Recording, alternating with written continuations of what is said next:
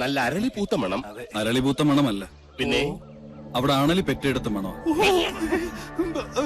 എന്താ കാണുന്ന? അയ്യോ പാമ്പ്, നീ അങ്ങോട്ടോട്, ഞാൻ എങ്ങോട്ടെങ്കിലും ഓടാം.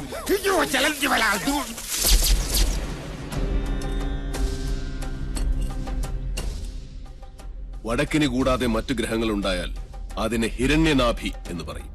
ഇത്തരം ഭവനങ്ങളിൽ പാർത്താൽ സർവൈശ്വര്യങ്ങളും ധനപുഷ്ടിയുമാണ് ഫലം.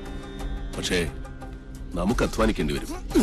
പാമ്പ് വേലാതിന്റെ വീട്ടിലേക്കാണ് പണിക്ക് വിളിച്ചതെന്ന് അറിയില്ലായിരുന്നു. അമ്മായിയമ്മ പെറ്റ് കിടക്കുന്ന പോലെയല്ല ആണലി പെറ്റ് കിടക്കുന്ന കാര്യം പറയുന്നേ. സ്വാമി ഉളിയന്നൂർ തച്ചൻ എന്ന് പറയും. ഉളിയന്നൂർ തച്ചൻ ഉളി പിടിക്കുമ്പോൾ കൈവിറയ്ക്കോ? ഇല്ല, ഉളി വിറയ്ക്കും. ആരോടാണോ നിന്റെ തമാശ? അതെ,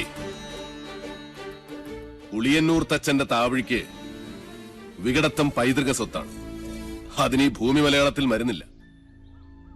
നിന്നെ എനിക്ക് ആവശ്യമുണ്ട്, അതുകൊണ്ടാണ് വിളിപ്പിച്ചത്. എന്തിനാണാവോ? മന്ത്രങ്ങളൊക്കെ പറഞ്ഞു തന്നാൽ തെറ്റാതെ ചൊല്ലാൻ അറിയാമോ?